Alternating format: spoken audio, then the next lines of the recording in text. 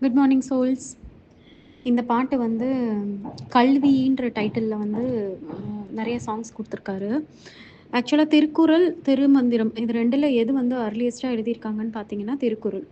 திருக்குறள் வந்து பேசிக்காக வந்து நார்மல் ஒரு ஹியூமன் பீயிங் வந்து அவங்க லைஃப்பில் வந்து எதெல்லாம் கரெக்டாக ஃபாலோ பண்ணணும் அப்படின்றத வந்து அவர் வந்து அறம், பொருள், இன்பம்னு சொல்லி பிரித்து அழகாக கொடுத்துருப்பாரு.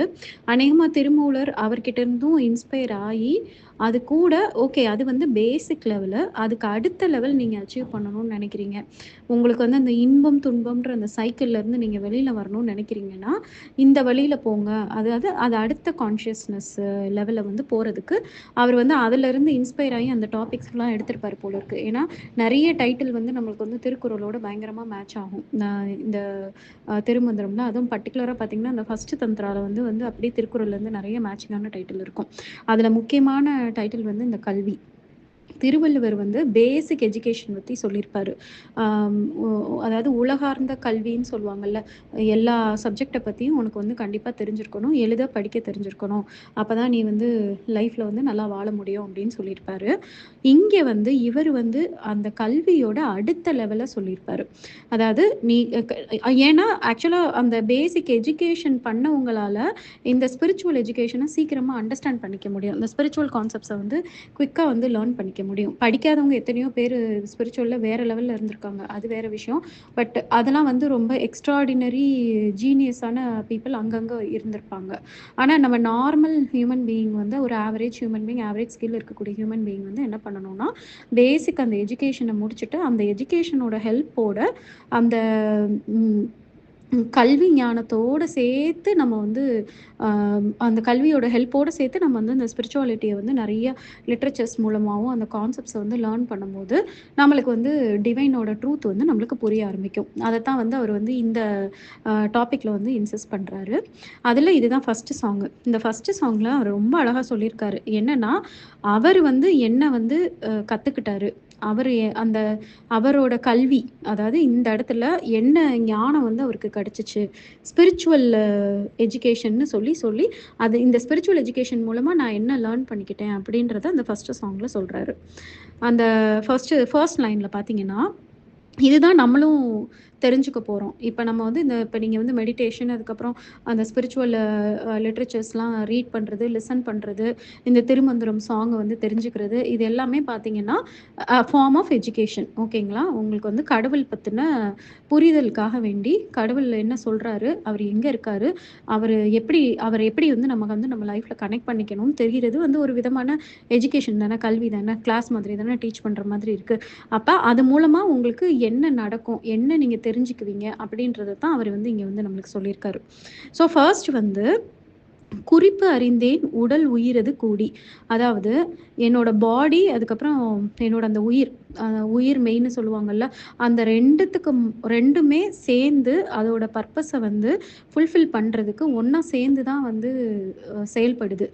அதாவது மனசு தனியாக இல்லை, அந்த உயிர் தனியாக, சோல் தனியாக, பாடி தனியாலாம் இல்லை, ரெண்டும் பயங்கரமாக இன்டர் கனெக்ட் ஆகி கடவுளை உணர்றதுக்கான வேலையை வந்து பண்ணுது. ஸோ இந்த பாடிக்கான பர்பஸே, பாடின்றதை விட இந்த யாக்கைன்னு சொல்லலாம். யாக்கைனா உயிரும் உணர்வும் அந்த சோலும் கலந்த. நான் வந்து ஒரு ஃபியூ டேஸ் முன்னாடி வந்து வாட்ஸ்அப்பில் போட்டிருந்தேன், உங்களுக்கு வந்து வரக்கூடிய சிக்னஸ்ஸு, ஹெல்த் ரிலேட்டடான இஷ்யூஸு, அதுக்கப்புறம் பாடியில் வந்து ஏதாவது டிஃப்ரெண்ட்டாக நம்மளுக்கு வந்து அன்யூஷுவலாக ஏதாவது ஹெல்த் ரிலேட்டடாக நடக்கிற எல்லாத்துக்கு பின்னாடியுமே ஒரு ஸ்பிரிச்சுவல் மீனிங் இருக்கும் அப்படின்னு சொல்லிட்டு எல்லாமே பார்த்தீங்கன்னா நம்ம வந்து அந்த இக்னரன்ஸ் வந்து ரிமூவ் பண்ணாமல் இருக்கும்போது நம்மளை வந்து நம்ம பாடியும் சேர்ந்து அந்த இக்னரன்ஸை ரிமூவ் பண்ணுறதுக்கு புஷ் பண்ணும். ஃபார் எக்ஸாம்பிள் இப்போ எனக்கு என்ன நடக்கும் அப்படின்னா, நான் வந்து கடவுள்கிட்ட என்னோட லைஃப் மிஷனாக வந்து நான் இந்த ஸ்பிரிச்சுவாலிட்டியில் என்னெல்லாம் லேர்ன் பண்ணிக்கிறேனோ அது எல்லாத்தையும் நான் எல்லாருக்கும் சொல்லி அவங்களையும் அந்த வழியில் வந்து போக வைக்கிறதுக்கு என்னால் முடிஞ்ச ஹெல்ப் பண்ணுவேன்னு சொல்லிட்டு நான் வந்து காட் கிட்ட ப்ராமிஸ் பண்ணியிருக்கேன். ஆஸ் வெல் அஸ் நான் வந்து ஒரு டிமாண்டாகவும் வச்சுருக்கேன், என்னோட அறியாமையை ஃபுல்லாக ரிமூவ் பண்ணுங்க அப்படின்னு சொல்லி தான் வச்சுருக்கேன். அப்படி இருக்கும்போது தென் இமீடியட்டாக காட் வந்து என்னோட அந்த இக்னரன்ஸை ரிமூவ் பண்ணுறதுக்கு எல்லாமே பண்ணுறாரு. அதுக்கேற்ற மாதிரியான சுச்சுவேஷனை நானும் க்ரியேட் பண்ணி வச்சுருக்கேன். மோஸ்ட் ஆஃப் த டைம் நான் தனியாக தான் இருப்பேன், அதிகமாக யார் கூடயும் இன்ட்ராக்ட் பண்ணுறது கிடையாது. கிடையாது. என்னோட பிஸ்னஸ் போக மத்த ஃபுல் டைமே வந்து நான் வந்து காடோட கனெக்டடா இருக்கிறதுக்கு தான் நான் டைம் ஒதுக்குறனால, then I he God is ready to teach me everything directly without the help of any guru. அப்ப ஐ மீன் இந்த இங்க ரியல் லைஃப்ல யாரும் வந்து எனக்கு வந்து குருவா இல்லாம இறைவனே வந்து சொல்லிக் குடுக்குறாரு. அப்ப என்ன ஆகுதுன்னா, ஆக்சுவலா எல்லாருக்குமே தான் அவரு சொல்லிக் குடுப்பாரு. ஆனா நம்ம வந்து அத வந்து புரிஞ்சுக்க மாட்டோம். நம்ம வந்து இக்னரன்ஸ்ல வந்து அத வந்து மிஸ் பண்ணிருவோம். நம்ம பொறந்ததுலருந்து நம்ம ஒரு அளவுக்கு ஒரு அந்த என்ன சொல்றது? நம்மளோட அந்த சென்சஸ் எல்லாமே நல்லா டெவலப் ஆயி சுத்தி என்ன நடக்குதுன்னு தெரிஞ்சதுலருந்தே, ஆக்சுவலா டிவைனோட டீச்சிங்ஸ் வந்து நம்மளுக்கு ஸ்டார்ட் ஆயிரும். டிவைனோட ட்ரூத்த வந்து நம்மளுக்கு தெரியப்படுத்துறதுக்கு எல்லாமே ஸ்டார்ட் ஆயிரும். பட் நம்ம வந்து நம்மளோட இக்னரன்ஸ்னால அது எதுவுமே தெரியாம இருக்கும். அந்த இக்னரன்ஸ் ரிமூவ் ஆக நம்மளுக்கு ஒரு ஒரு விஷயமா தெரியும். பட் இப்ப வந்து நம்ம வந்து அது மேல ரொம்ப தீவிரமா இருப்போம். நம்மளோட வில் அண்ட் டிட்டர்மினேஷன நம்ம கடவுள்கிட்ட ஒப்படைச்சுட்டோம் அப்டின்னா, இன்னும் வந்து ஸ்பீட் அப் ஆகும். நம்மளோட இக்னரன்ஸ் ரிமூவ் ஆறதுக்கு. ஸோ அதுதான் எனக்கு நடக்குது. அப்ப எனக்கு வந்து என்ன பண்ணும்னா, ஏதாவது ஒரு விஷயத்த வந்து எனக்கு டீச் பண்ண ட்ரை பண்ணுவாரு காடு.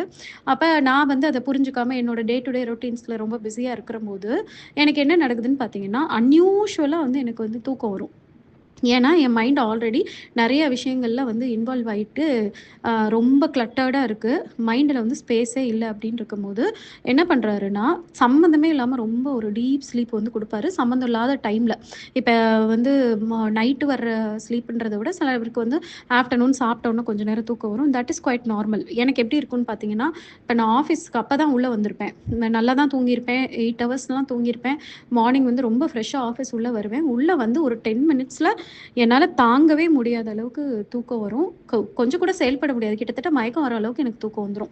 இப்போ ஃபர்ஸ்ட்டு இனிஷியலா நான் வந்து அத ரெசிஸ்ட் பண்ணி நான் வொர்க் பண்ணிட்டுருந்தேன். ஏன்னா, அது லாஜிக்காவே இல்லையே! எதுக்கு சம்மந்தமே இல்லாம இந்த நேரத்துல நமக்கு தூக்கம் வருதுன்னு சொல்லிட்டு, நான் ரெசிஸ்ட் பண்ண எனக்கு அந்த ஹோல் டே வேஸ்ட்டா போச்சு.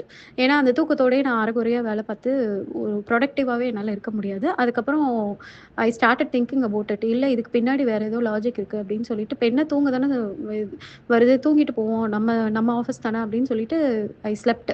ஒரு 1/2 அன் ஹவர் டூ 1 ஹவர் தூங்குவேன். தூங்கி எழுந்த உடனேயே ஏதாவது ஒரு வழியில அவரு எனக்கு என்ன டீச் பண்ணணும்னு நெனச்சாரோ, அந்த இது வந்து எனக்கு பளிச்சுன்னு புரியும்.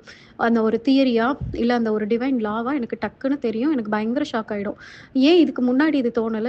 தூங்குன பிறகு தோணுது அப்படின்னு நெனைக்கும்போது, அப்ப இது நெறைய தடவ நடந்த பிறகு ஐ ஃபவுண்ட் தட் நம்ம பாடி வந்து பயங்கரமான ஒரு டிவைன் யூஸ் பண்ற ஒரு டூல். நம்மள வந்து நம்மளோட பர்ப்பஸ் ஐடென்டிஃபை பண்ணி, நாம வந்து நம்ம லைஃப நல்லா பாத்துக்கிறதுக்கு தான். இது ஒண்ணும் அப்படியே நம்மள வந்து எங்கேயோ வேற உலகத்துக்கு கூட்டிட்டு போறதில்ல. ஸ்பிரிச்சுவல் லாஸ புரிஞ்சுகிட்டு, அந்த ஸ்பிரிச்சுவல் லாஸ நம்மளோட டே டு டே லைஃப்ல அப்ளை பண்ணி, நம்ம லைஃப நம்ம நல்லா பார்த்துக்கணும். அவ்வளதான். இதுதான் காட் எதிர்பார்க்கிறாரு. ஸோ இத வந்து நம்மளுக்கு புரியாத போது, அவர் பாடி மூலமாவும் நெறைய இண்டிகேஷன்ஸ் குடுத்து, ஒரு தலைவலினாலும் அதுக்கு பின்னாடி ஒரு காரணம் இருக்கும்.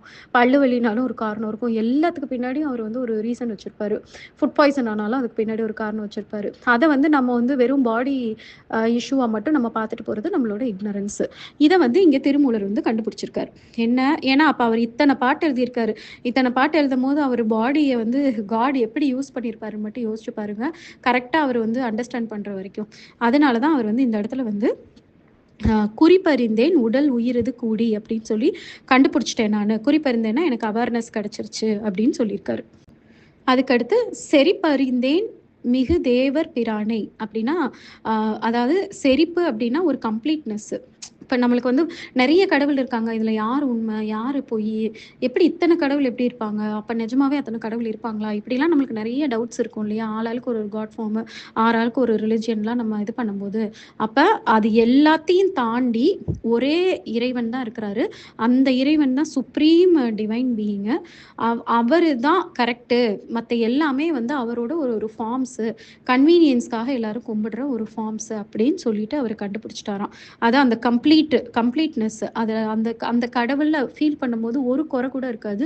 ஒரு டவுட் கூட இருக்காது. அதத்தான் வந்து சொல்லியிருக்காரு. "செறிப்பறிந்தேன் மிகு தேவர் பிரானை." ஸோ இறைவன்றது ஒரே ஒருத்தர் தான். அந்த சுப்ரீம் பீயிங் அவர் தான் பல இடத்துல எல்லா இடத்துலயுமே பரவி ஒரு ஆம்னி பிரசன்ட்டா இருக்காருன்ற விஷயத்தையும் கண்டுபிடிச்சாராம். இது 2வது கண்டுபிடிச்சிருக்கத சொல்லியிருக்காரு. தென் 3வது ஆ மரிப்பறியாது வந்து உள்ளம் புகுந்தான். அதாவது என்னோட இன்னர் ஹார்ட்ல நான் வந்து இத தெரிஞ்சுக்க என் இன்னர் ஹார்ட்ல வந்து உள்ள வந்துட்டு, இனிமே வந்து அவர மறக்கிறதுக்கு வழியே இல்லையாம். அவர் எப்பவுமே நம்ம கூடவே இருப்பாராம். ஆனா, நம்ம அந்த ஸ்பிரிச்சுவாலிட்டில உள்ள வரதுக்கு முன்னாடி வரைக்கும் நம்ம எப்படி இருப்போம்னா, காடுன்றத ஒரு நாள்ல வந்து ஒரு நாளைக்கு ஒ ஒரு ஒரு 1 நிமிஷம் யோசிக்கிறதே ரொம்ப ரேரா தான் இருக்கும். நீங்க இப்போ உங்க லைஃப் ஸ்டைலெல்லாம் யோசிச்சு பார்த்தீங்கன்னா தெரியும். சும்மா காலையில எழுந்துக்கும்போது வேணா சாமி கும்பிடுவோம். அதுக்கப்புறம் கிளம்பும்போது வேலைக்கு கிளம்பும்போது சாமி கும்பிடுவோம். மிஞ்சி போனா சாப்பிடும்போது சாமி கும்பிடுவோம். அதுக்கப்புறம் தூங்கும்போது கும்பிடுவோம். அதிகமா சாமி கும்பிடுறவங்கன்னா அப்படிதான். மித்த எந்த நேரத்திலயும் வந்து இறைவன் வந்து நம்ம சிந்தனையில வந்து பெருசாலாம் இருக்க மாட்டாங்க. ஒரு நார்மல் லைஃப் வாழ்றவங்களோட லைஃப்ல நான் சொல்றேன். ஆனா, மத்த நேரம்லாம் நம்ம கடவுள மறந்துருவோம். கடவுள்னு ஒருத்தர் இருக்கதே ஞாபகம் வராது. ஒரு பெயின் வரும்போதோ, இல்லன்னா ஏதாவது ஒரு ஹாப்பினஸ் வரும்போது கடவுளுக்கு தேங்க்ஸ் சொல்லுவோம். அவ்வளோதான். ஆனா, இந்த ஸ்பிரிச்சுவாலிட்டி உள்ள வந்த பிறகு, ஒவ்வொரு செகண்டும் வந்து நம்ம கூட வந்து கடவுள் இருக்கத நம்ம உணர்ந்துகிட்டே இருப்போம். கடவுள நம்மளால மறக்கவே முடியாதாம். அதத்தான் வந்து இதுல வந்து அவர் வந்து மீன் பண்ணியிருக்காரு. நெக்ஸ்ட் வந்து "கரிப்பறியாம் மிகும் கல்வி கற்றேனே" அப்படின்னு சொல்லியிருக்காரு. அதாவது எ எங்கேயுமே கிடைக்காத ஒரு நான் அவ்ளோ ஈஸியா வந்து நம்மளால கத்துக்க முடியாத ஒரு கல்வி. ஆர்டினரியா நம்ம கத்துக்கிற கல்வி இல்லாம, இது வந்து ரொம்ப ரொம்ப எக்ஸ்ட்ரீம் இன்டலெக்சுவலான ஒரு லேர்னிங்க நான் வந்து கத்துக்கிட்டேன் அப்படின்னு சொல்றாரு. Eternal learning. இந்த லேர்னிங்க்கு அழிவே இருக்காது. இப்ப நம்ம வந்து சின்ன வயசுல மேத்ஸ்லாம் படிச்சிருப்போம், இல்ல சயன்ஸ் படிச்சிருப்போம், சோசியல் படிச்சிருப்போம். இப்ப நம்மள்கிட்ட கேட்டா நம்மளுக்கு ஏதாவது ஞாபகம் இருக்குமா? யோசிச்சு பாருங்க.